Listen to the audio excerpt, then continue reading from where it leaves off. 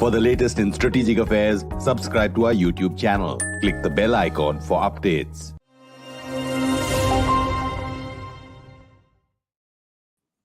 This is StratNews Global. I'm Amitabh, Revi, and on the gist today, we're looking at the crisis around Ukraine.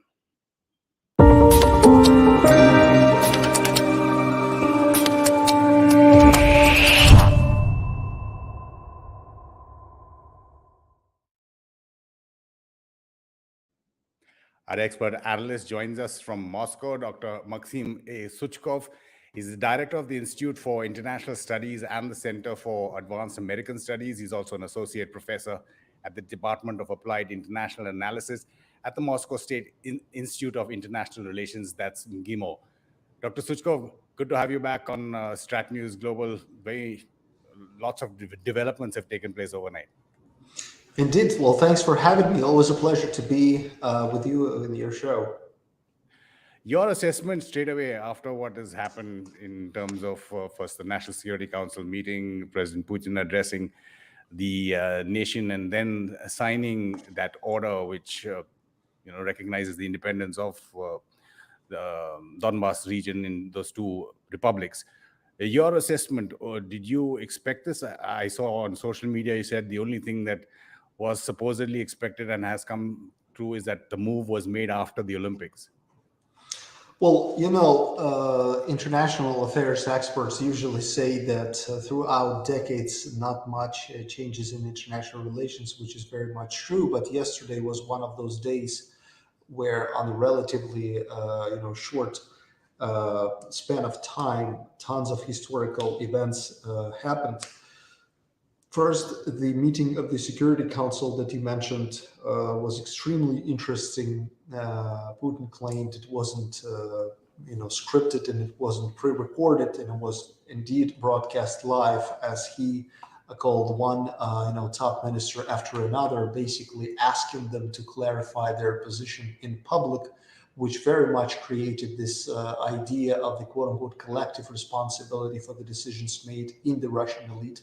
So just in case, some people are unhappy with that decision or support that decision or have different views on that, Putin now has a clear right to say that it was, asked, not was just, his own whim to make that decision, but a collective decision of the Russian elite. So that was very important.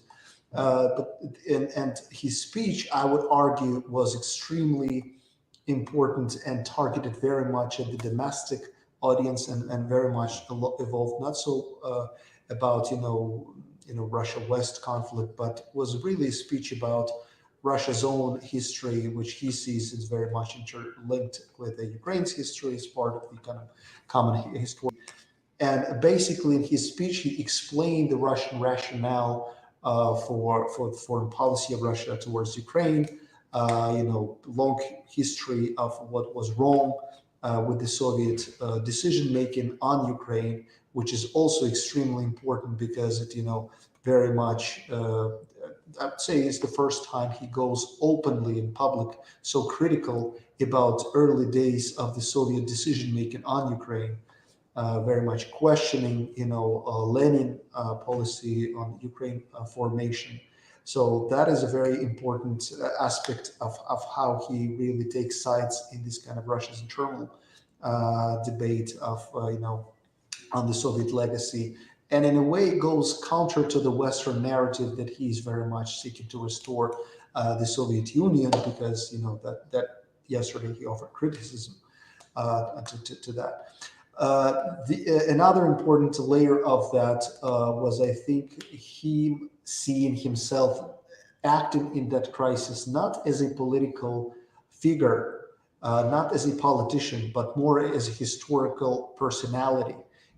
Talking so much about history very much places his own decision-making into the framework of kind of line of Russian history, decades of Russian history, actually. He on numerous occasions said, that American military deployments are now here and there, and these are the cities that our forefathers fought for during the war, and that is absolutely unacceptable. So a lot of very important civilizational, I would say, historical references in that conversation. that very much conclude, in his ultimate decision to recognize the two separatist republics as independent. And he also made it clear that it wasn't his primary choice, that Russia basically waited since 2014 when the Maidan protest took place, which Russia sees as a coup in Ukraine.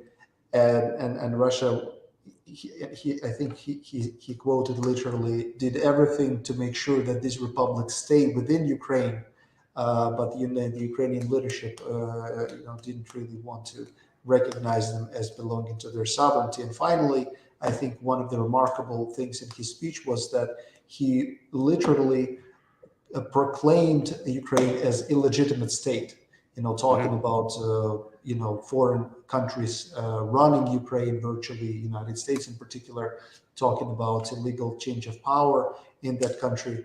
And that is also kind of a certain excuse, if not a pretext, to do everything that Russia deems necessary to be done in this situation with it. Like you said, Dr. Suchkov, that primarily his speech over an hour was addressed at the domestic audience, but there were very interesting comments that he made there that could be seen outside as well. The part where he talks about when he met Bill Clinton and, going back into history and how Russia had asked to join NATO. Now that is also putting it into Russian foreign policy perspective in how NATO and the US and the West did not keep its promises post the dissolution of the Soviet Union, post the collapse of the Berlin Wall, etc. Yes, frankly, I find that conversation, that part of the Russian discourse, not very helpful in the sense that it doesn't really help the present day situation. Because trying to see any historical reference on whether NATO and Western allies promised anything to Gorbachev, which they did, doesn't really help to solve today's crisis, because it's ultimately all these arguments are used in the Russian debate to show that you cannot really trust the West, which I think most of the Russian public and all of the Russian elites know is the case now anyway. So talking again and again that you can't really trust the West is, I think, it's understandable, but it doesn't really help the situation. What I think is even more important in that reference to Bill Clinton, that that Putin was trying to show that Russia also, since the breakup of the Soviet Union, has pursued some kind of engagement with the West. And when he came to power in late 1990s and early 2000s, one of the ideas that Putin himself played with was, could Russia join NATO? If we're talking about transatlantic security community and Russia was no longer communist, could it be part of that community under the NATO umbrella and have a stake in the Euro-Atlantic security? And basically what he said, that Clinton's response was, at the time, public response was tepid, but the real attitude to that proposal was shown when the United States supported jihadists in the North Caucasus, was Russia fought war in Chechnya, when the United States supported color revolutions in Ukraine and Georgia in the mid-2000s. So basically, he personally concluded, as a politician who was in power for more than 20 plus years, that it doesn't really matter what Russia does or doesn't to satisfy or placate the West, because it will continue to be seen as some alien actor in Eurasia, in Europe, just because it's too big and powerful and too strong and is received suspiciously. So Russia should perhaps stop caring that much about what the West thinks and should just pursue what it really sees its national interests. Well, interesting that from your last point, let me just take in some viewer questions for you, Dr. Suchkov. Kurt Cobain says, what does Russia stand to gain from it tactically and strategically? Why did President Putin choose to act now when Ukraine's accession into NATO isn't really a possibility in the near future?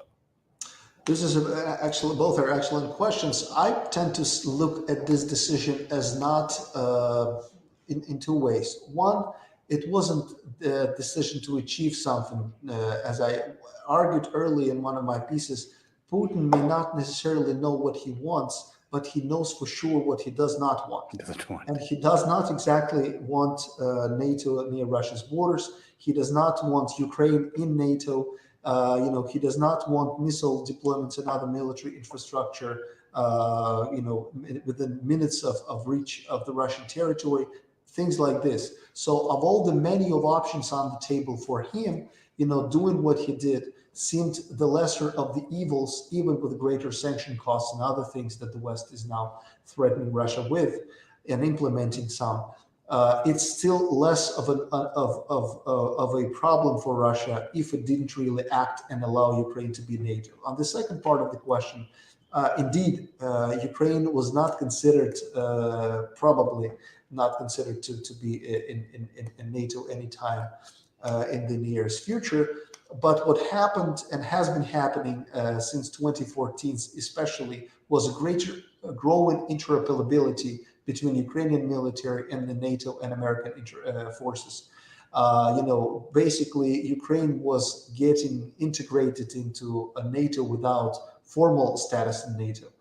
All the troops were trained by Western instructors.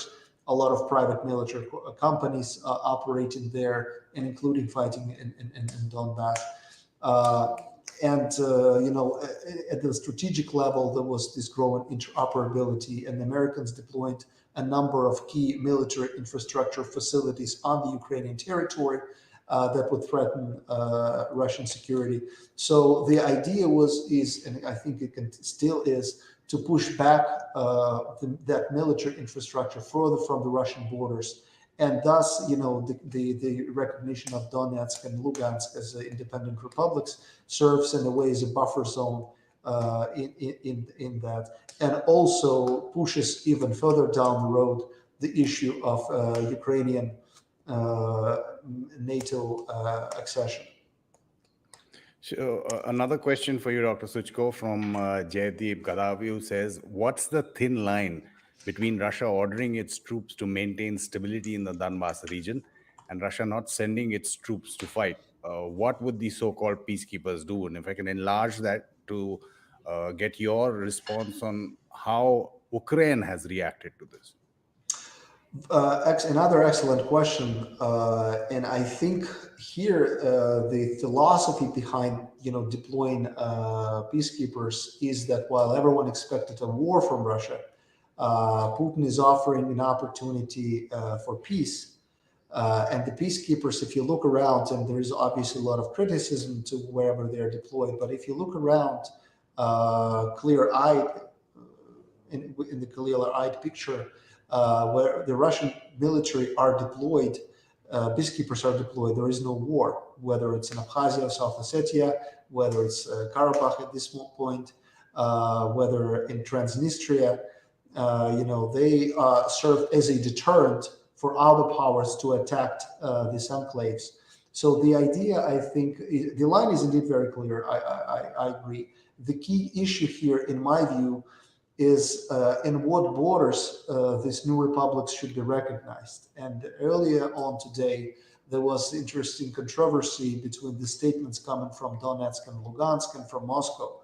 Whereas Lugansk authorities said that they see their own borders as the administrative borders of Lugansk region and Donetsk region. Moscow said they recognize independence of DNR and LNR within the current borders which the authorities of these separatist republics control. So, and these are just a tiny fraction of the entire area that Donetsk and Lugansk. I think I would encourage your listeners and viewers to take a look at the map to see exactly what I'm talking about. So the role for peacekeepers here is to secure this rim of the border and ensure to create this kind of sort of buffer zone between Ukrainian forces and DNR, LNR forces here to ensure that and serve as a deterrent for Ukrainian troops to attack these regions, because if they attack the Russian peacekeepers, then Russia gets a pretext for full deployment, full invasion of its military in Ukraine that Ukrainian authorities say they want to avoid.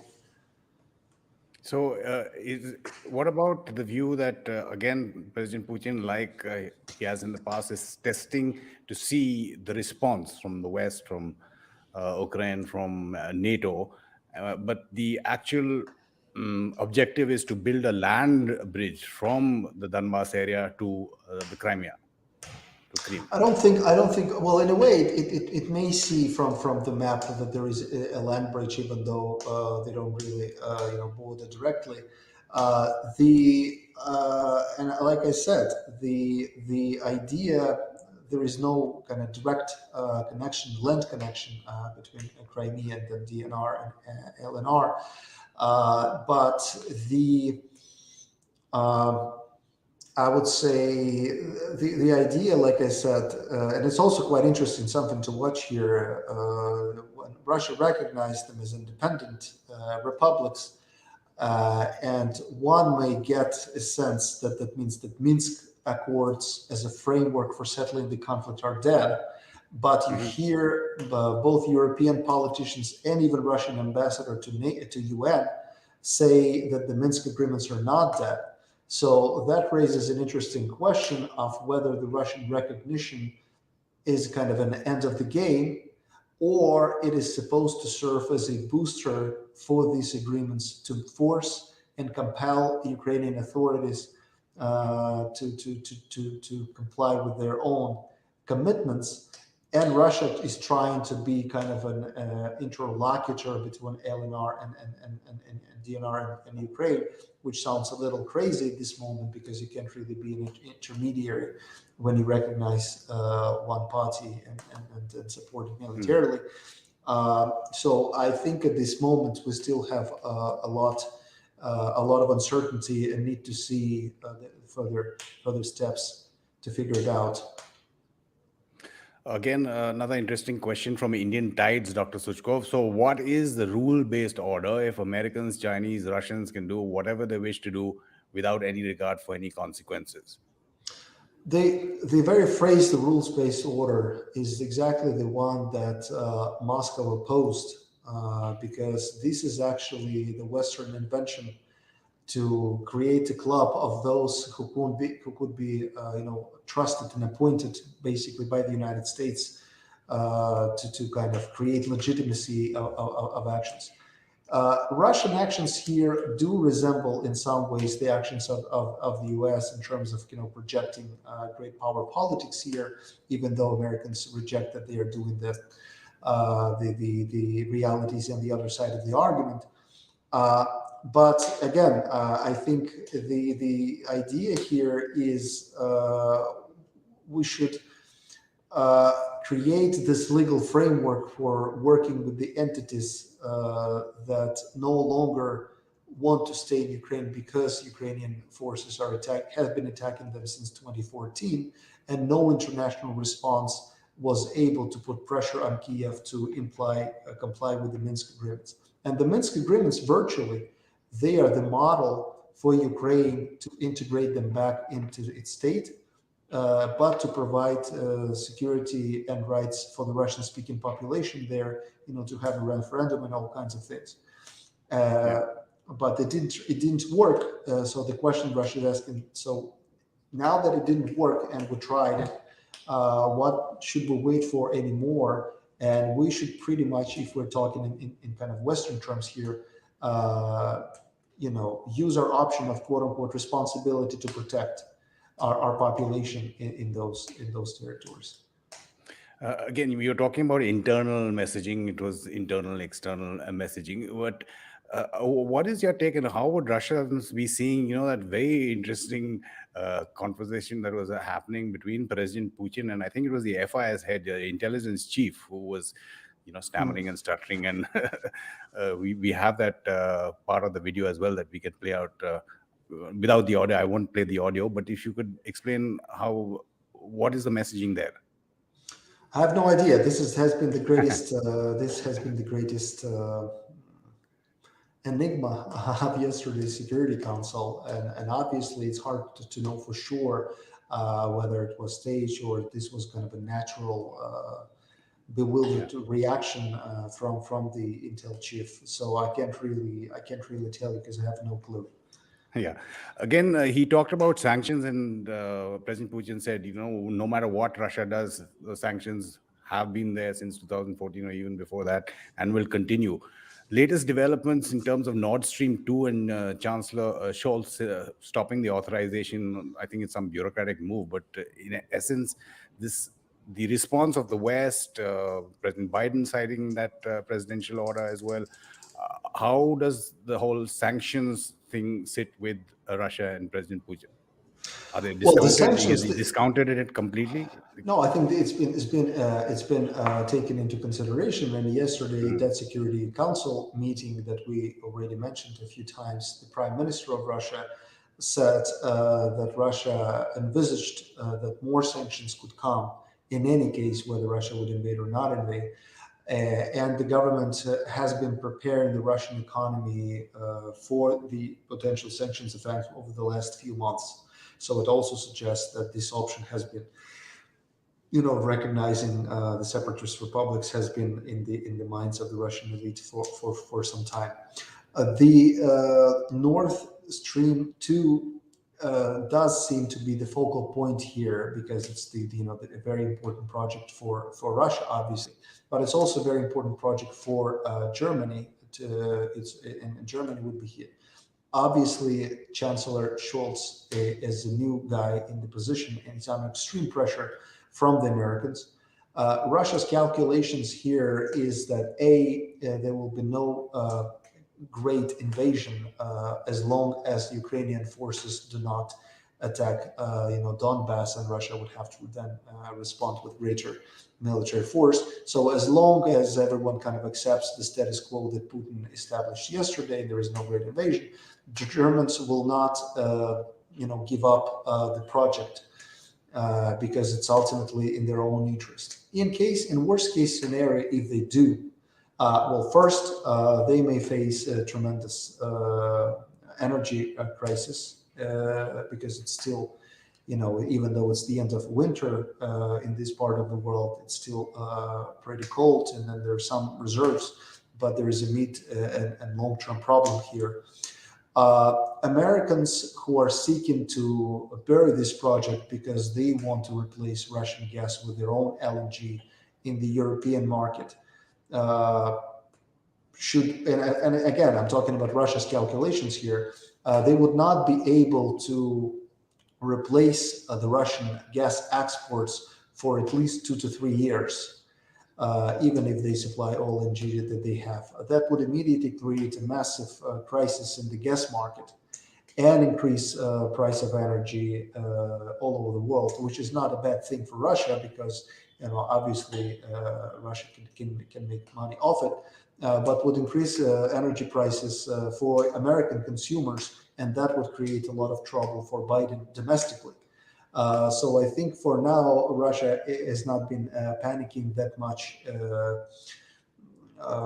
over what may come next, because it sees that there might be huge shock waves all across the planet, including for the Biden administration. And again, how do you analyze the Russia-China partnership? You saw what happened when President Putin met President Xi Jinping at the opening ceremony of the Beijing Olympics. The statement in the United Nations Security Council is very short from the Chinese ambassador. But how do you see that developing? Because there's an argument that suggests that because of sanctions, because of how the West is treating Russia, Moscow and Beijing are being pushed closer together towards an alliance. I think the American actions do push more Russia into China's hands, which is not necessarily a good thing, but they don't really contribute to a greater Russian-Chinese alliance. The underlying philosophy, in my view, of the Russian-Chinese relations so far could be summed in the phrase that not necessarily together, but never against each other. Mm-hmm. So I think at this moment, it's more important for Russia that China is not openly against Russia, The Chinese may even vote or abstain, and their votes in the National Security Council, but it's just important that they don't vote together with Americans, which I think will not happen. Russia does not expect any diplomatic or military support from China, and I think the Chinese messaging so far has been clear that they see as not having their own dog in that fight, so that they will not jump to support Russia. But they also would probably, not be against kind of smoldering tensions between America and Russia, and Russia and NATO in Europe, because it would keep Americans busy in the European theater and less focused on China. So I think the current conflict is not entirely against China's interests. On one hand, it in some areas makes potentially Russia more dependable on China, U.S. more busy with Russia on that front, and there are some benefits to reap from here. But so far, as long as China, is neutral or mildly supportive of Russia's position, I think that's enough for Moscow. Right. I mean, the focus is not on the Indo-Pacific, many argue, because of that situation. And the similar in the sense that there's a balancing that India has to do between two strategic partners. It has been moving closer to the US and has had a traditional strategic partnership with Russia. We saw what the ambassador had to say in the United Nations Security Council, but that is usually seen as neutral, though it did talk about security concerns, everyone's security concerns. How do you see India in this current situation, Dr. Suchkov?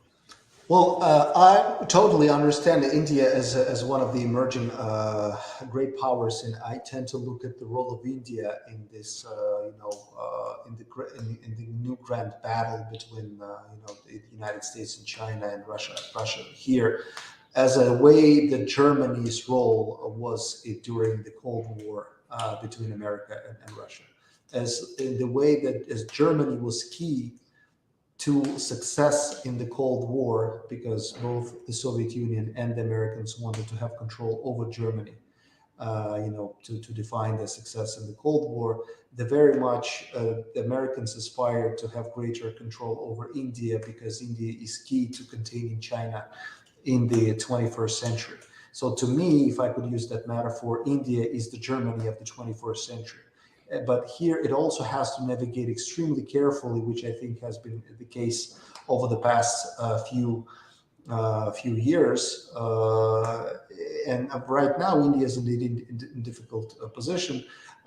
It doesn't, of course, want to openly support Russian position, and you mentioned the diplomatic statement here. But also, I think what we're seeing now is a huge fight over the principles of the new post-global, kind of post-American world, that Russia is fighting to undermine many of these principles. And I think India may, in a way, find a lot of the things that Russia is doing useful for its own policy, because it does not want the United States to drag it into its military alliance with China, right? India has its own issues with China, but it doesn't necessarily want to jump on board of the US-led military alliance and perhaps pursue a more balanced policy with China, given its geographical proximity and other things. So I think the more wise course that the Indian leadership has been pursuing so far is to keep that balance for as long as possible, and to survive in the new, perhaps non-alignment movement that India has a great experience in. Strategic autonomy. But just going back to one of the points you had made earlier, Jane Kinninmont has this comment come question.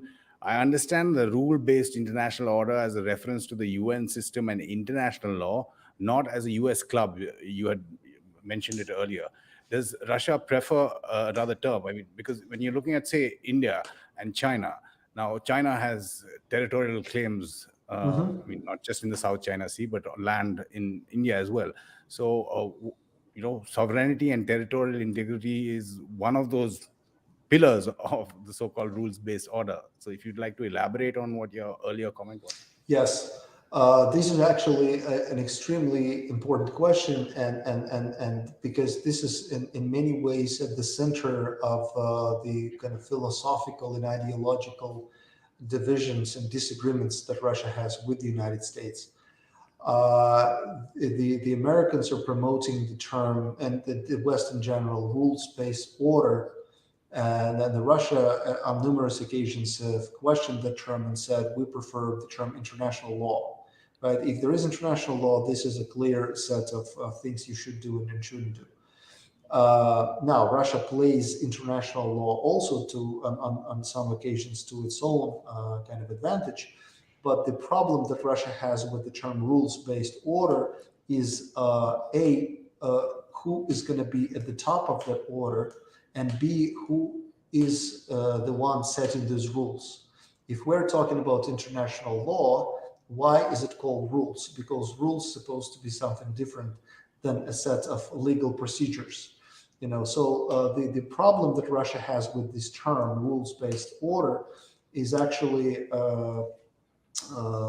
this kind of if it's the West who is setting rules, then obviously it won't do the world any good. But also there is one very important kind of theoretical issue, and I know many people in India, perhaps among your audience also, are kind of fans of theory of international relations. If you look into the concept, the rules-based order, this is actually two different categories. The rules is a normative category, and order is a structural category. And there are different actors and different levels operate differently because, Americans are not happy with the current order because it no longer benefits just the Americans. The Russians and the Chinese also benefit from it. So the Americans prefer to change rules to make sure that there is a new order where they're still on top. The Chinese prefer to keep the rules because they've learned how to play those rules. But they want to use those rules to ensure that they also emerge on top and kind of sideline the United States. Russia's economic potential is not at the level to compete at that level with the United States and China, but it still has massive military power that it sees to stick to these categories. In that sense, would you say that one of the objectives of Russia and President Putin has been achieved in terms of Russia is dealing with the US on a one-to-one basis in terms of power projection, and also I just wanted to get another interesting question that comes from Madhu Ramaswamy. Is there any opposition to what President Putin is doing internally? He asks, in fact, what is the stance of Alexei Navalny's party on the crisis? I have no idea I have no idea what. Well, first of all, there's no party in the political sense. Navalny supporters, of course, I would say in the Western informational bubble, while Russia in its own informational bubble. They obviously support the talking points of the Western pundits and media, and they think that Putin is doing tremendous harm to Russia with these decisions. They think that Putin's gone crazy, his decisions are not rational, they go against Russia's interests. Obviously, the Putin supporters and very much in line with the president, but there hasn't been any surveys done, except for some time ago there was a survey that people thought that the Americans, about 50% of the population thought the Americans are the ones to blame for the crisis. 14% of the people thought that Ukraine was to blame for the crisis, and 5% of people thought Putin was to blame for the crisis. But it was before all the decisions that were yesterday. We'll see. Right. And a very short last question in terms of, do you see the doors of diplomacy still open? I mean, there was talk about Blinken and Lavrov meeting. The summit is still up in the air. Biden, Putin, of course. Well, sure. I think any resorts and any means that could be used to stop a war are necessary, and any engagement is necessary at this point. The decision that was made yesterday is irreversible. This, I think, was Russia's idea how to freeze the conflict that has been going on since 2014. And the developments were shifting not in Russia's favor, but Russia is still there. Russia is the most powerful military actor in that part of the world. And the movements of Western powers suggest, actually, including that they moved their embassies to western part of Ukraine. Many people here thought it resembles the withdrawal from Afghanistan, where the Western embassies had to flee Kabul. Now that they don't flee the country, but they move their embassies to West, that suggests the West is not willing to go into further military confrontation with Russia. So I think now actually there's a window of diplomatic opportunity, but we'll see how things play out in the next couple of days, because how Ukraine responds, whether the military option would be invoked, and these are all important triggers for how the conflict may develop into what trajectory it may develop. Dr. Suchkov, it's been an absolute pleasure having you on StratNews Global again with your perspective and expertise. And it shows in terms of lots of questions which I couldn't take and lots of viewers. So India may be really far from the epicenter of what's happening in Europe, but maybe for the best. Maybe for the best. Thanks so much for having me. It was a pleasure. The pleasure was ours. Just a reminder to our viewers, since we've been getting a lot of feedback on how you would like to support us, putting up a link on the screen there. It's also there in the YouTube descriptor. You can help us financially to continue our work. And also do subscribe to our YouTube channel, as we are closing in on that landmark 100,000 subscribers. This is The Gist on StratNews Global. I'm Amitabh Revi.